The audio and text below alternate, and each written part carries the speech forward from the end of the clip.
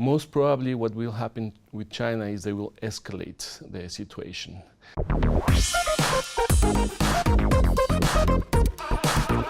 So Nicolas, can you tell us about the PCA's most recent decision and how it will impact China and China's claims on the South China Sea?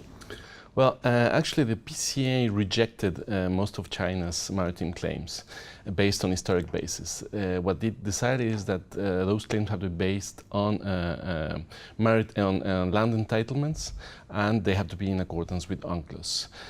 What it's interesting to notice on the decision is that the PCA examined the features, the legal standard of the features in the South China Sea, and what they found is that most of those features cannot be legally considered as islands.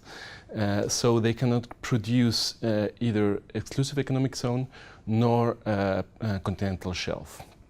And thirdly, what the PCA found is that China, by this artificial building of islands, has breached its UNCLOS obligations on maritime and environmental protection, and has also violated Philippines' rights in relation to activities of oil and gas. So you mentioned China and the Philippines there as well. So what were the reactions to this ruling from China and China's neighbouring countries? Well, despite the fact that China did not participate in the proceedings, according to international law and according to UNCLOS, the decision is final and binding. However, we have already heard from the Ministry of Foreign Affairs of China saying that they do not consider themselves bounded by this decision and will not be obeying this decision. On the other hand, you have the Philippines allies like the US, Australia and Japan that are making calls to the parties to obey the decision. So basically we have two sides, and each of them is trying to rally parties on their side. So will this be the end of tensions in the region, or could you say this is just the beginning? I'm afraid it's not the beginning and it's not the end. As I told you, what we will be seeing probably is a big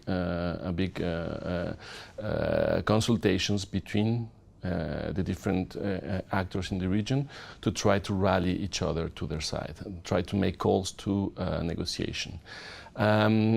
If you take into consideration the way that China has reacted in the region for the past years, most probably what will happen with China is they will escalate the situation. That can be expected not to happen in the immediate future, but probably in a couple of months or something like that.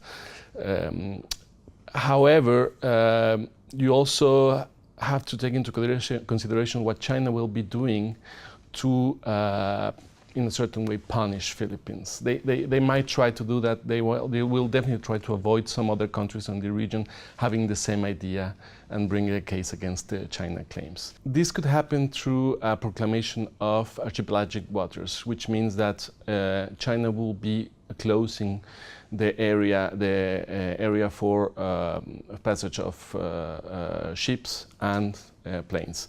Most probably it could try to do this in the Spratly area. However, the cost for China, the diplomatic cost for China for not obeying the decision might be high. So probably in the medium or long term, we'll try to find a way to accommodate the situation. So it's definitely a wait and see, and you'll have to come back in and tell us about how it develops. Hopefully, we'll see. Thank you. Well, thank you for coming in and sharing your insights. Thank you. That's all for myself and Nicolas, but if you did like this interview, do like and comment on Dukascopy.tv.